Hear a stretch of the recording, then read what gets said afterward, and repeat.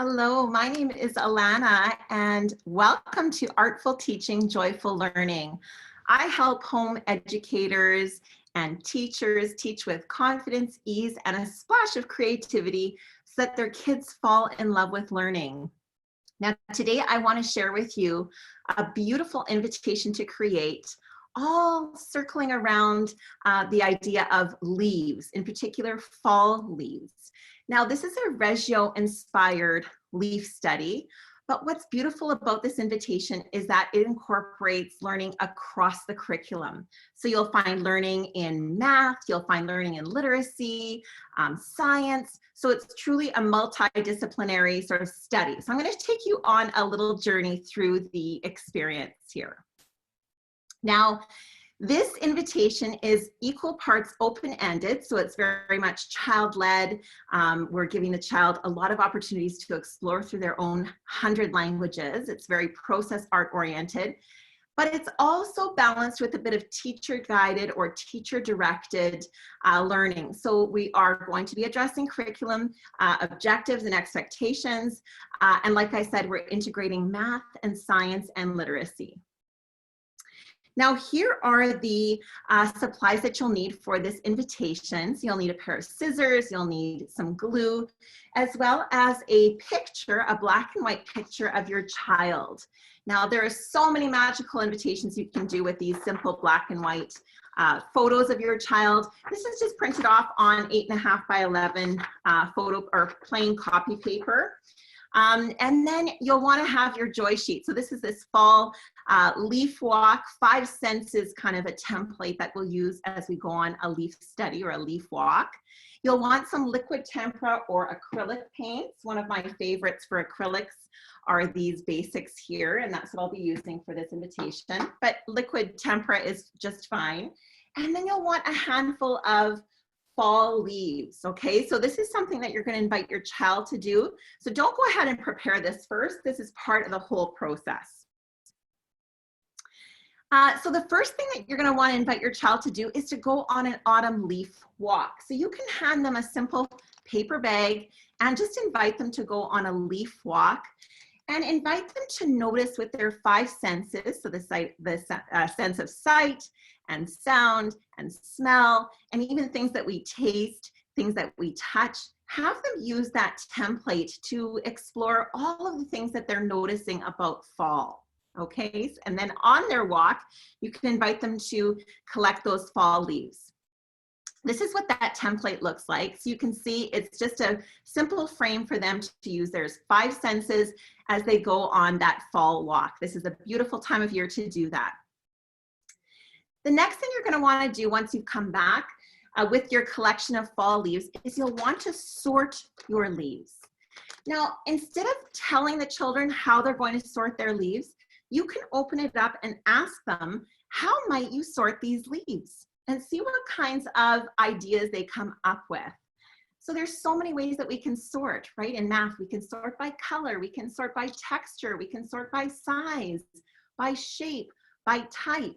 Maybe they know their trees and plants, right? Maybe they're little botanists already. So feel free to invite your child to decide on a sorting rule and have them sort their leaves. Once you've done that, you can invite them to count the leaves. So how many in each particular group? Okay, so in this case, we sorted by color and we're counting, or we sorted by leaf type. And so we can count how many within each set. Another opportunity for math learning here is to, of course, graph the leaves. And in graphing, it's helpful with young children to do concrete object graphs. So that's where you're actually taking the leaves and posting them on a graph, a real live graph, something that looks like this. So in this case, we were sorting by color, and here's another example, sorting by color. But you can ask the children to compare which group has most, which group has least, how many more in this group, how many less in this group, all kinds of math learning. Another example for math is to sort by size. So here we're talking about nuances of small, medium, and large. There are all kinds of ways that you can decide to sort those leaves. Now here comes the fun process-oriented or process art-oriented part. This is where you're going to paint the actual leaves. So the end product, or the end piece, is going to look something like this. I'm just going to stop my share here and show you all what that looks like. So you can see we framed this, but you can see that the background here are some simple leaf stamped, a leaf stamped background or a leaf printed background. And over here we have some leaf poetry. So this is using our 5 senses poetry. In fact, we have gone ahead and brainstormed: in autumn, I see colorful leaves. In autumn, I smell turkey. In autumn, I hear wavy wind. In autumn, I touch crunchy leaves. In autumn, I taste my nanny's pumpkin pie. And in autumn, I wonder if I can have Halloween. A question on all children's minds. I wonder if I can have Halloween.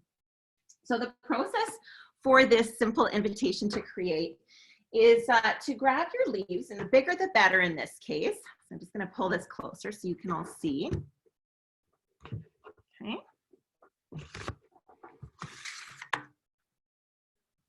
So here we go. I have this huge leaf here. But what you'll want to encourage the children to do is to feel both sides. And the veinier side, the more textured side, that's the side that we want to be printing on.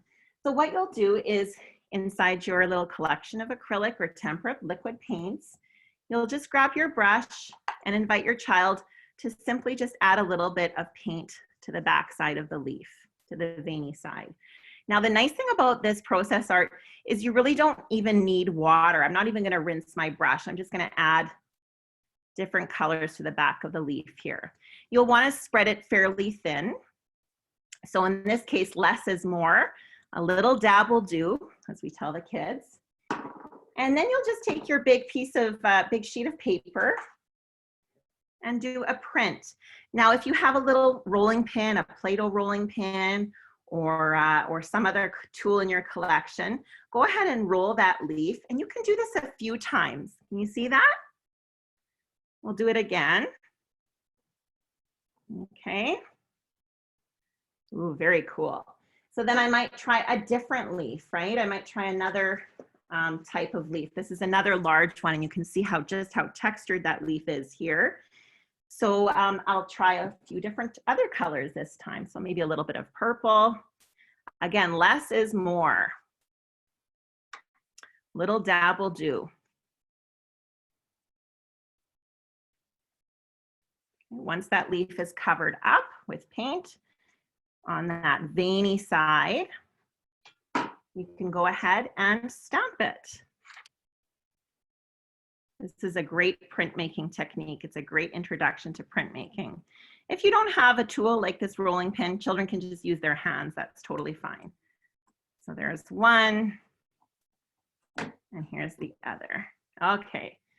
So once you've gone ahead and painted and printed all of those different leaves, and you've kind of explored the whole page, you'll have a sheet that kind of looks like this. Of course, you'll want to encourage your child to use up all of the paper.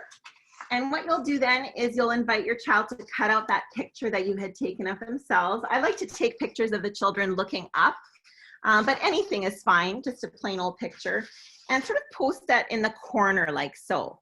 Okay, and then what you'll do is you will go and use those frames, those sentence starters. In autumn, I see. In autumn, I smell. In autumn, I hear.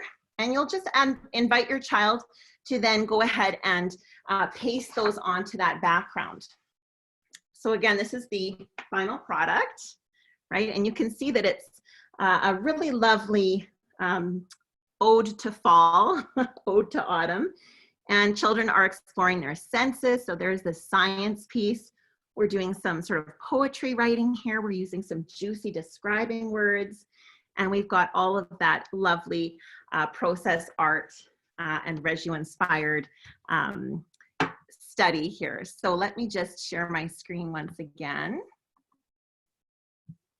Whoopsies. There we go. So there's the painted leaf and the printing once again. So that's what the sort of printmaking piece looks like up close with better lighting. All right, that is all for today. I want to thank you for tuning in. If you enjoyed that experience and you'd like to see more and you'd like some play-based enrichment for your child at home, my membership is open and it's $20 a month, and I take children live through Zoom classes for some play-based, arts-based enrichment, just like you saw here today. We incorporate some literacy every day with morning message. We read stories, we sing songs and do rhymes, and it's a lot of fun. So if you'd like information on that, you can go to artfulteaching.com/inspired-at-home, inspired at home. Thank you so much for tuning in, and we will see you all again soon. Bye for now.